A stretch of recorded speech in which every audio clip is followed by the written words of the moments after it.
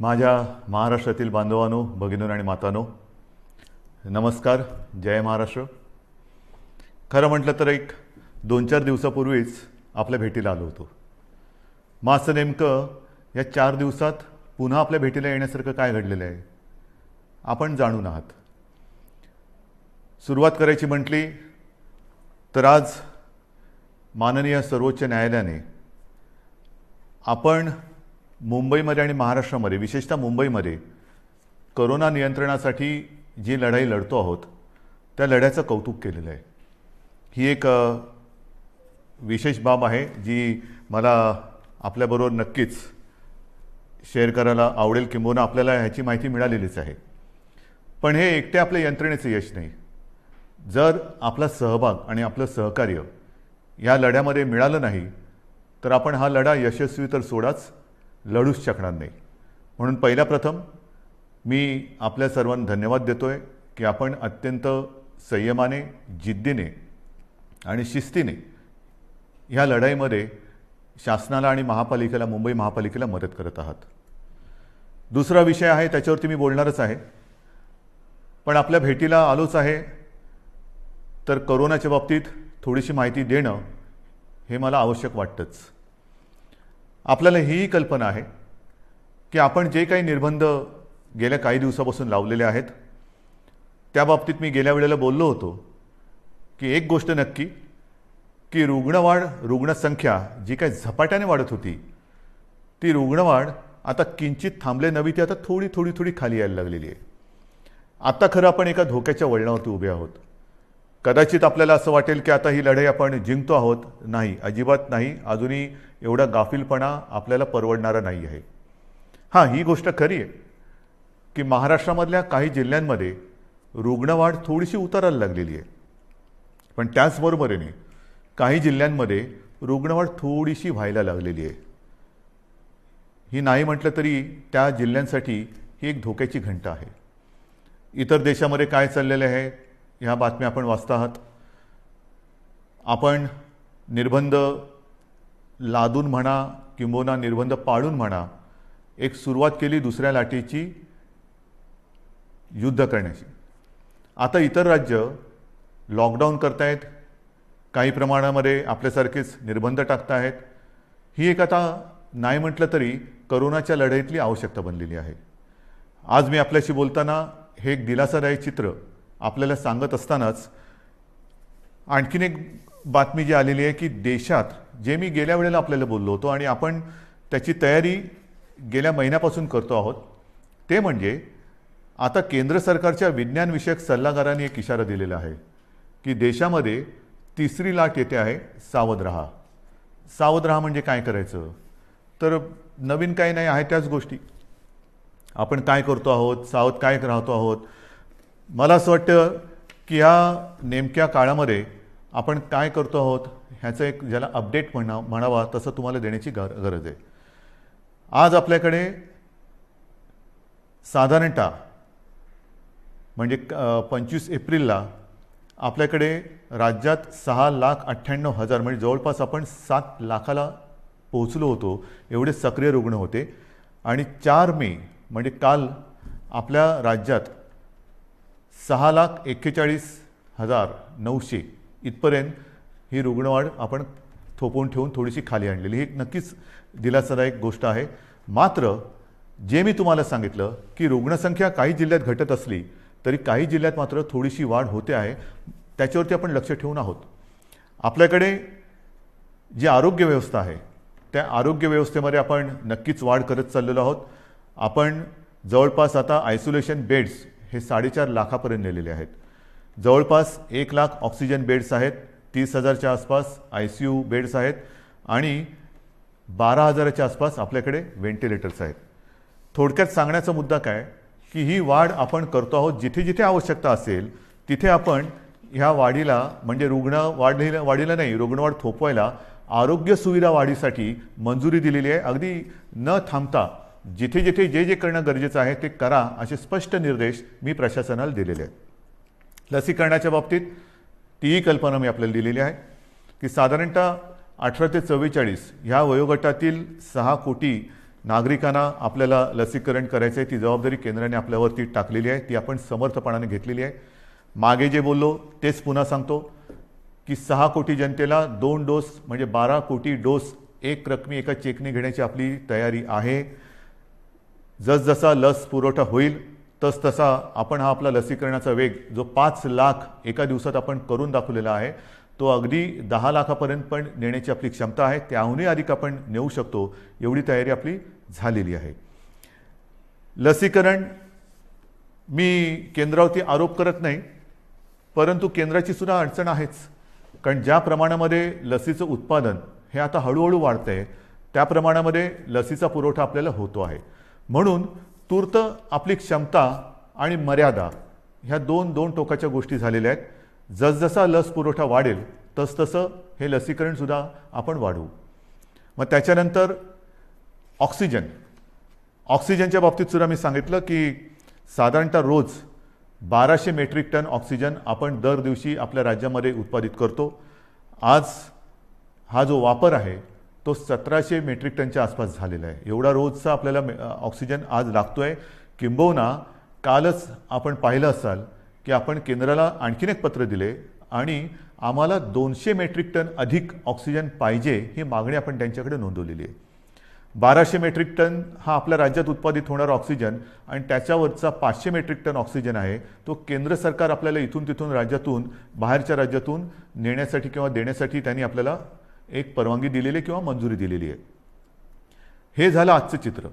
पण तिसऱ्या लाटेसाठी तयार राहा हे जे काय आता आपल्या केंद्राचे देशाचे वैज्ञानिक सल्लागार बोलत आहेत आपण याची तयारी सुरू केलेली आहे. मी गेल्या काही दिवसांमध्ये प्रशासनाला याही सूचना दिलेल्या आहेत की महाराष्ट्र जो आज 1200 मेट्रिक टन ऑक्सिजन रोजचा निर्मिती करतो आहे ही निर्मिती आपल्याला किमान 3000 मेट्रिक टनापर्यंत न्यायची. किमान म्हणजे 1200च्या पुढे जवळपास 1800 मेट्रिक टन अधिक ऑक्सिजन आपल्याला येत्या काही दिवसात उत्पादन केलाच पाहिजे हा आपला आग्रह आणि आपला कटाक्ष आहे. आणि सुरुवात झालेली आहे. मग वेगवेगळ्या प्रकारचे प्लांट्स आहेत, PSA असतील, आणखीन काही असतील. आता आपण 300 PSA मी मागे सांगितलं तुम्हाला प्लांट उभारणीसाठी मंजुरी दिलेली आहे. येत्या काही दिवसामध्ये त्याची सुद्धा सुरुवात होईल आणि काही ताबडतोबीने सुरू होतील. जसजसा प्लांट लावायला म्हणजे त्याच्या बांधकाम असेल आणखीन काही असेल त्याला जसा वेळ लागतो तेवढा वेळ लागेल आणि लवकरात लवकर ऑक्सिजन मिशन ऑक्सिजन हे त्याला मी नावच दिलेलं आहे मिशन ऑक्सिजन. येत्या काही दिवसात महाराष्ट्र हा ऑक्सिजनच्या बाबतीत स्वयंपूर्ण झालाच पाहिजे ही आपली अटकळ नव्हे हे आपलं कर्तव्य आहे आणि त्या दृष्टीने आपण हालचाल हे करतो आहोत. आणखीन एक गोष्ट हे आता तुम्हाला थोडंसं सांगणं मला गरजेचं आहे.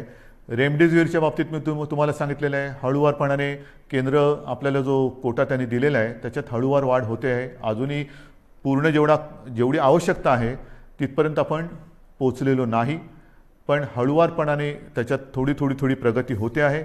आणि रेमडेसिवीरचा पुरवठा हा आवश्यकतेनुसार आपण प्रत्येक जिल्ह्याला करतो आहोत. काही जणांची तक्रार आहे की आमच्याकडे एवढे रुग्ण असताना आमच्याकडे एवढेच इंजेक्शन्स येतात. ही तक्रार आहे, जरूर आहे. पण त्यासाठी आपण आणखीन एक गोष्ट सुरू केलेली आहे. एक काल परवापासून मी जो आपला टास्क फोर्स आहे त्या टास्क फोर्सला आपल्या जसं मुंबई आहे, पुणे आहे, ठाणा आहे, मग कुठे भंडारा असेल, नागपूर असेल, सोलापूर असेल, ह्या तिथल्या जिल्ह्यातील आणि तिथल्या शहरातील जे आपले फॅमिली डॉक्टर्स आपण ज्याला म्हणतो जो कुटुंबाचा डॉक्टर त्यांना सगळ्यांना झूम कॉलवरती एकत्रित करून मार्गदर्शन करायला आपण सुरुवात केलेली आहे. काय करायचं आपल्याकडे रुग्ण आल्यानंतर त्याला कोविड झालाय तर घरातल्या घरात म्हणजे आपण म्हणतो ना की आवश्यकता नसेल तर हॉस्पिटलमध्ये येण्याची गरज नाही, पण आवश्यकता असेल तर हॉस्पिटलमध्ये त्वरित आलं पाहिजे. मग हे नेमकं जो काही एक मी म्हणेन फरक आहे तो कसा करायचा. घरी असेल तर घरच्या घरी कोणती औषधे दिली गेली पाहिजेत, कोणती दिली म्हणजे द्यायची गरज नाही आहे, किंबहुना देण्याची गरज नसताना सुद्धा दिली जातात ती टाळली पाहिजे, याचं संपूर्ण मार्गदर्शन आपल्या राज्यातील सर्व वाड्या वस्त्या अगदी गल्ली बोळातले सुद्धा जे आपले चांगले चांगले डॉक्टर्स आहेत, अनेक वर्ष जे प्रॅक्टिस करतायत आणि त्या वस्तीला एक आधार म्हणून काम करतायत, त्या सगळ्यांना सोबत घेऊन आपण पुढे जातो आहोत.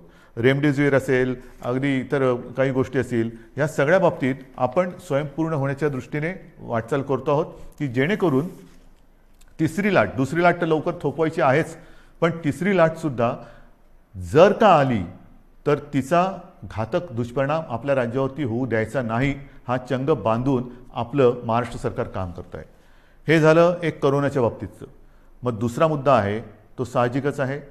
जसा पहिला मुद्दा मी सांगितला की सुप्रीम कोर्टाने आज मुंबई महापालिकेच्या लढाईचं कौतुक केलेलं आहे, तसंच ही लढाई आपण लढत असताना ही जिकराची लढाई, जीवावरती बेतलेले संकट आहे, अगदी देशात हाहाकार झालेला आहे, आणि अशी ही लढाई आपण जिद्दीने लढत असतानाच एक सुप्रीम कोर्टाने आणखीन एक निर्णय दिलेला आहे, तो मात्र थोडासा निराशाजनक आहे. बरोबर आहे, मराठा आरक्षण.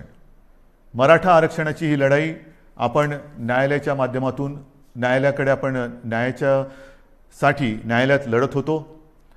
आपल्याला सर्वांना कल्पना आहे की काही वर्षांपूर्वी आपल्या विधिमंडळामध्ये सर्व पक्षांनी, म्हणजे तेव्हा तर शिवसेना आणि भारतीय जनता पक्षाची युतीच सत्तेमध्ये होती, आणि विरोधी पक्ष म्हणजे जे आज आपले सहकारी आहेत काँग्रेस आणि राष्ट्रवादी, ह्या राज्यातील प्रमुख 4 पक्षांनी आणि इतर सर्वांनी एकमुखी एकमताने मराठा समाजाला आरक्षण देण्याचा कायदा पास केला.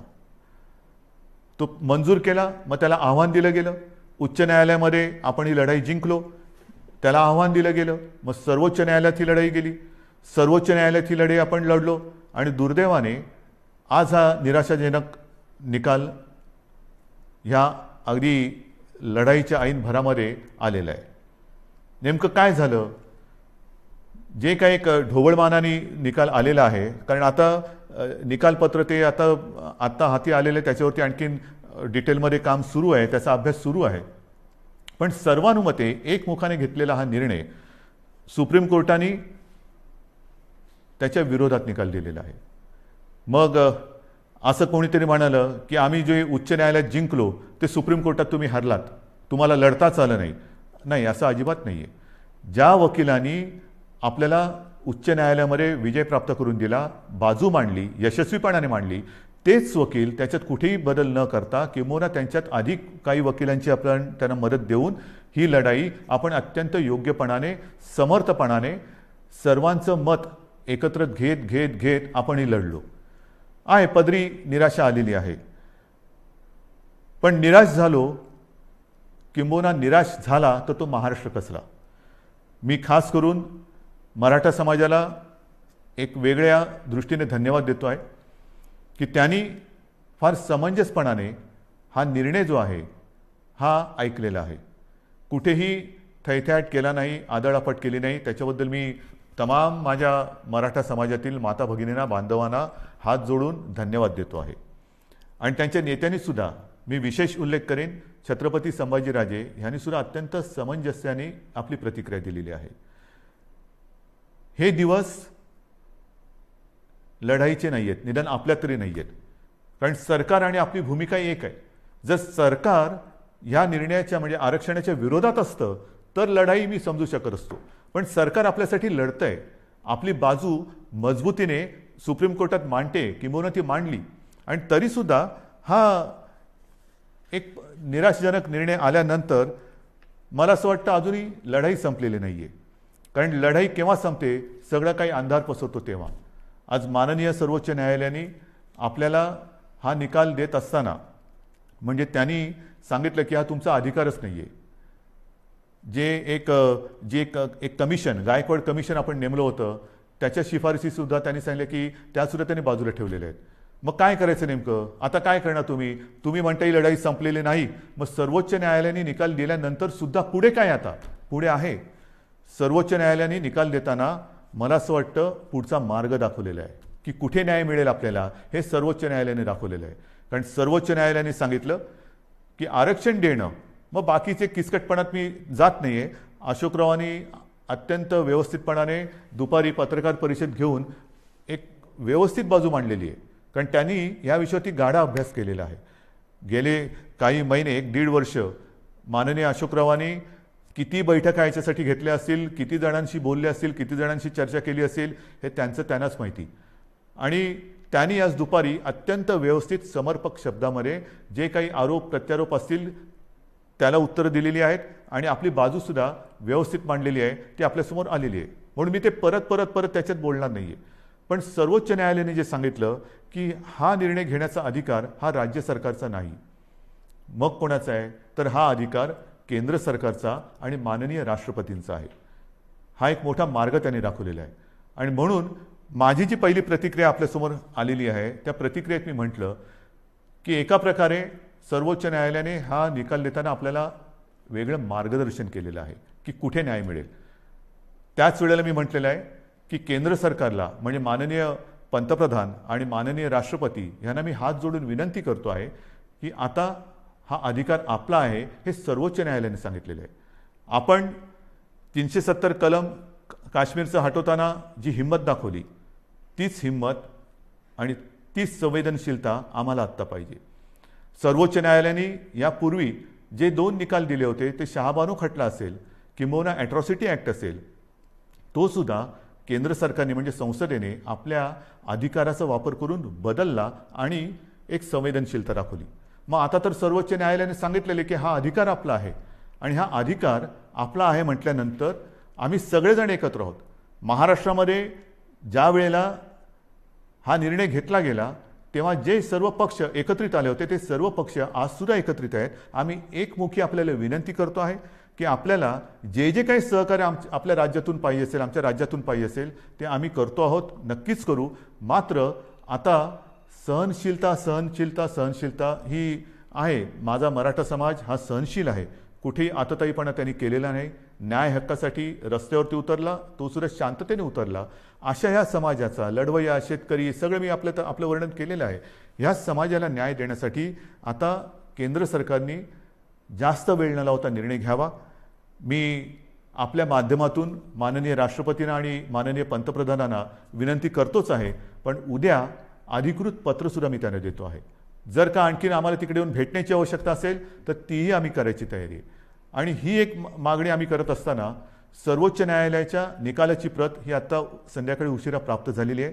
त्याचासुद्धा अभ्यास आपल्या ज्येष्ठ विधिज्ञांकडून सुरू आहे. ज्येष्ठ वकिलांची एक मी म्हणेन फौज, कारण समिती फार छोटा शब्द झाला, फौज हे आपल्यासोबत आहे. त्यांच्यासोबत आजपर्यंतसुद्धा विचारविनिमय केलेला आहे. आता मात्र सर्वोच्च न्यायालयाची ही प्रत प्राप्त झाल्यानंतर त्याचा अभ्यास सुरू झालेला आहे. त्याच्यात आणखीन काही मार्ग दाखवलेत का तेही बघतो. त्याच्यानंतर नेमकं निकालामध्ये म्हटलेलं काय आहे, आपल्या मर्यादा काय आहेत तेही आपण बघतो आहोत. मात्र पुन्हा एकदा मी सांगेन की जो मार्ग सर्वोच्च न्यायालयाने दाखवलेला आहे ह्या निर्णयाच्या बाबतीत केंद्र सरकारच्या अधिकारावरती त्यांनी मी म्हणेन एका अर्थी शिक्कामोर्तबच केलेलं की हा तुमचा अधिकार आहे. आता मला केंद्र सरकारचा अधिकार पाहिजे, कारण आम्ही सर्व पक्ष एकत्र आहोत. मराठा समाज आणि आम्ही आणि माझ्या महाराष्ट्रातले सगळे समाज हे सगळे एकत्र आहोत.